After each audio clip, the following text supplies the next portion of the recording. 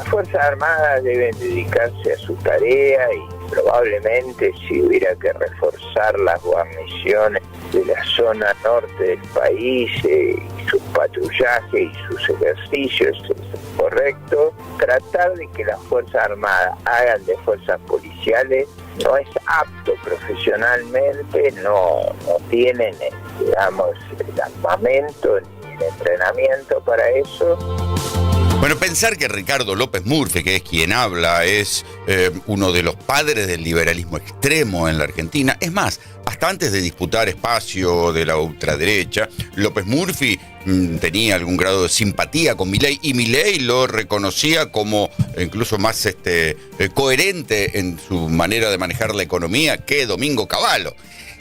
Hasta López Murphy está, no digo espantado, pero está inquieto con la decisión del gobierno de Milei y del ministro de Defensa, Luis Petri, de poner a las fuerzas militares, concretamente al ejército, a patrullar zona norte. ¿Qué es lo que se sabe?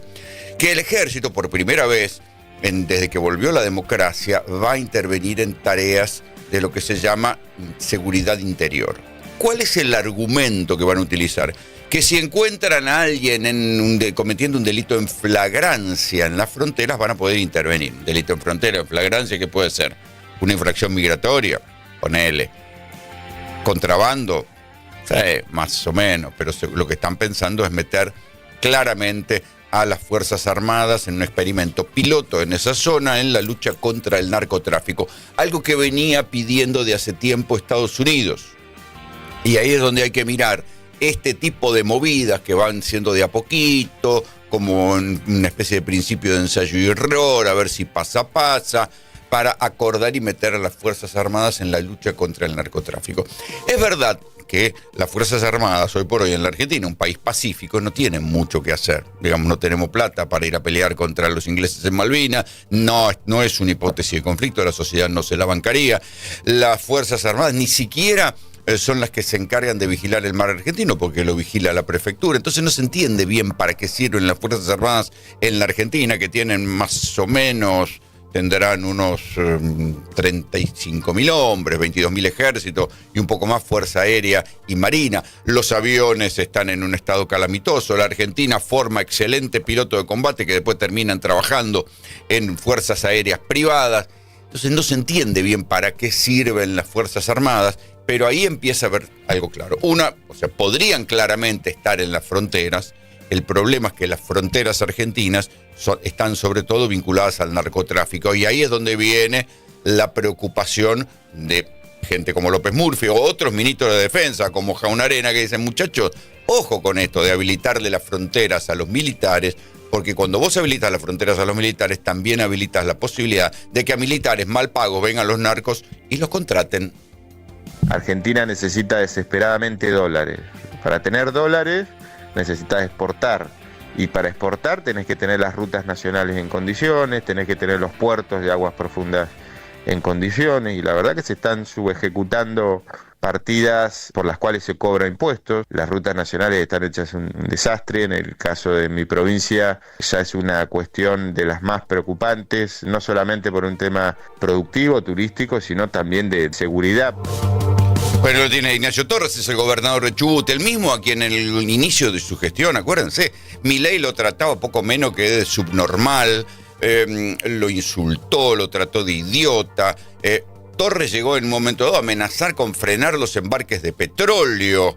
Esto fue en el comienzo del gobierno de Milei en aquel verano. Sin embargo, después, mágicamente, Torres y sus diputados y sus senadores le votaron todo a Milei.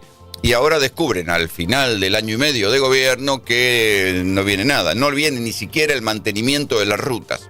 El caso de Torres no es un caso aislado. Muchos gobernadores del PRO y algunos radicales con peluca, o sea, los que colaboraron en este año y medio para el funcionamiento del presidente Milei en el Congreso, están viendo que les vuelven a pisar las partidas y están pensando en agruparse de alguna manera a ver si logran que el gobierno les suelte la plata. Es más, hubo hace poco un encuentro donde se cruzaron varios gobernadores y descubrieron que el gobierno estaba bajando impuestos coparticipables, o sea, estaba reduciendo alícuotas de impuestos que les tenían que ir a los propios gobernadores, y acuñaron esta frase como una especie de parodia de lo que suelen decir los libertarios.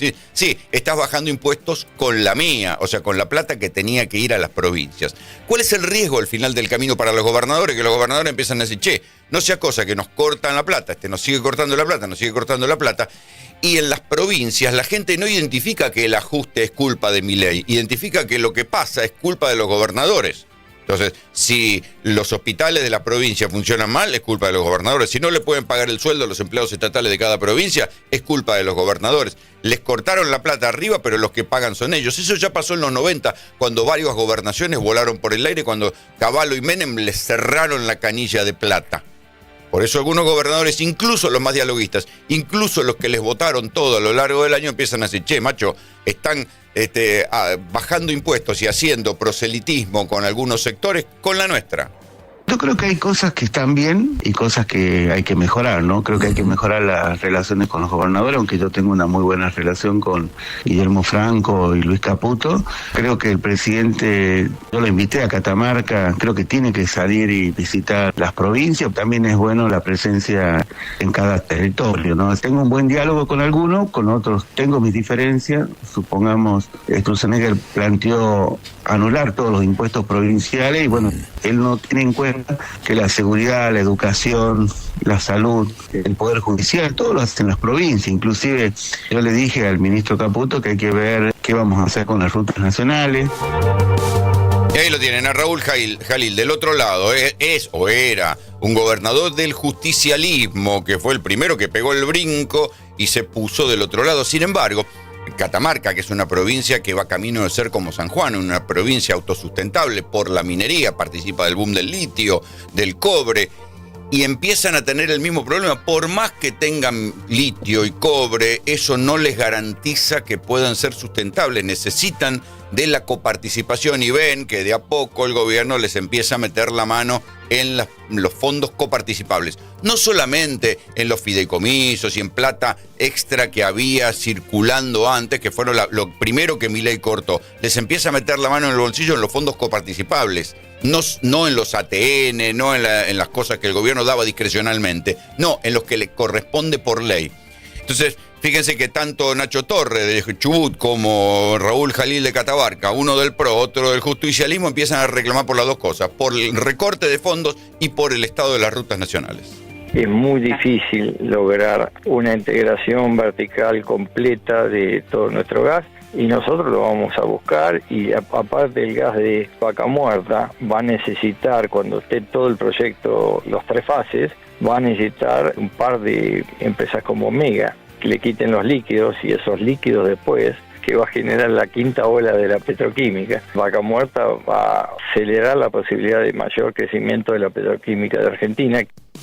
Ese es Horacio Marín, es el presidente de YPF. Es el mismo que se hizo célebre por haber dado un anticipo fuera de micrófono de que Franco Colapinto va a correr en Imola, cosa que se comprobó ayer cuando el otro muchacho que está en Alpine corriendo, después vamos a hablar del tema con Álvaro Norro, chocó, pinchó una rueda, y entonces Colapinto seguramente va a debutar en Imola. Pero ahí lo tiene Horacio Marín hablando de las bondades de Vaca Muerta y de todo lo que va a traer, con un pequeño detalle. Ahora, los diarios de hoy están hablando de una inversión de, creo que 8.000 millones de dólares en barcos regasificadores que van a venir acá y se van a llevar van a convertir el gas de Vaca Muerta que viene por gasoducto, lo van a convertir en gas licuado con, insisto, el pequeño detalle, que esos barcos que van a venir con el sistema del RIGI, o sea, el régimen de grandes inversiones, que va a permitir en la práctica que se lleven la guita, casi sin ningún tipo de demora, iba a ser la famosa planta de gas natural licuado de Petronas, que iba a invertir 30.000 millones de dólares, que iba a ser una instalación que se iba a quedar, pero por la pelea pelotuda entre Kicillof y Milei, sobre todo Milei, que no quería que la planta quede en Bahía Blanca, en terreno de Kicillof, empezó a poner palos en la rueda. Los malasios no solo no van a hacer la planta de gas de GNL, sino que tampoco se van a quedar directamente. Dijeron, este es un país de locos, vendieron todos los pozos que tenían en Vaca Muerta y se van. Entonces, fíjense la diferencia. En la posibilidad de tener estados serios, acuerdos, políticas de Estado entre el Estado Nacional y los estados provinciales, y acordar un régimen razonable de inversiones, se empezaron a pelear entre ellos, o mejor dicho, Milei empezó a meter ruido en la relación con la provincia de Buenos Aires. Los malasios se fueron y se llevaron aquella inversión de 30.000 millones de dólares o más. En cambio, van a venir los barcos regasificadores con una inversión mucho más moderna, que no va a dejar nada acá, que no va a contratar personal acá, y el barquito, cuando termina de gasificar, se vuelve. Todo este tiempo que ha pasado se ha ido normalizando la economía, bajando la inflación, creo que es importante para el país. Y bueno, viene una etapa donde tenemos que trabajar muy fuerte en la competitividad. Nosotros vemos con muy buenos ojos esta digamos, cambio o eliminación de retenciones, sobre todo para todo el sector pyme, que es el que más sufre. La Argentina, te diría que en un alto porcentaje de su producción es productiva puertas adentro. Ahora, cuando salís puertas afuera, tenés problemas de competitividad. Los puertos te cuestan el doble, el flete te cuesta el doble. Un container de Francia hasta acá cuesta lo mismo que un camión de acá a Mendoza. Ese es Martín Rapalini, es el nuevo titular de la Unión Argentina, Unión Industrial Argentina. Yo les contaba la semana pasada que se dan estas paradojas, ¿no? Tiene una bruta instalación en Salta de cerámicas, sin embargo, todavía le están reclamando el sindicato de allá apareció triturado, fue triturado un obrero de una tercerizada en uno de las... ¿cómo decirlo? No es en el horno propiamente, sino en una trituradora de materiales, trituraron a una persona y dijeron, bueno, lástima, qué pena, qué pena. Estamos frente a un momento extraño para la industria nacional, que es la que se supone que tiene que generar empleos de calidad. Los vuelos a China y a Vietnam, lo consigna hoy el diario Clarín, viajan llenos de fabricantes y de, ¿cómo decirlo?, de intermediarios. Los intermediarios dicen, esta es la nuestra, traemos cosas de China, traemos cosas de Vietnam, la vendemos acá, aprovechamos el dólar barato, aprovechamos la plata dulce. Los fabricantes dicen, ¿yo para qué voy a tener semejante cantidad de obreros, gastar energía si puedo traer las cosas de China y con la estructura que tengo en la fábrica le pongo la mantita a las máquinas hasta que esto se vea si esto cambia o no cambia, y en lugar de fabricar me dedico a revender lo que viene de China? Lo curioso es que desde el gobierno dicen, este es un modelo económico que llegó para quedarse. Lo curioso es que también, si uno mira los manuales de historia recientes, también se sabe que esto en algún momento estalla. Sin embargo, si uno mira hoy los diarios, va a ver que hay otra vez una euforia, que la inflación va a bajar, que esto ahora vienen buenos meses, que esto va para adelante.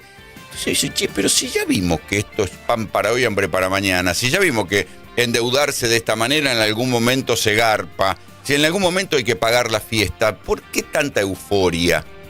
No sé, son esas cosas que uno no comprende. Mientras tanto, eso, los vuelos a China y a Vietnam van llenos, y no de turistas, sino de gente que quiere cerrar sus fábricas.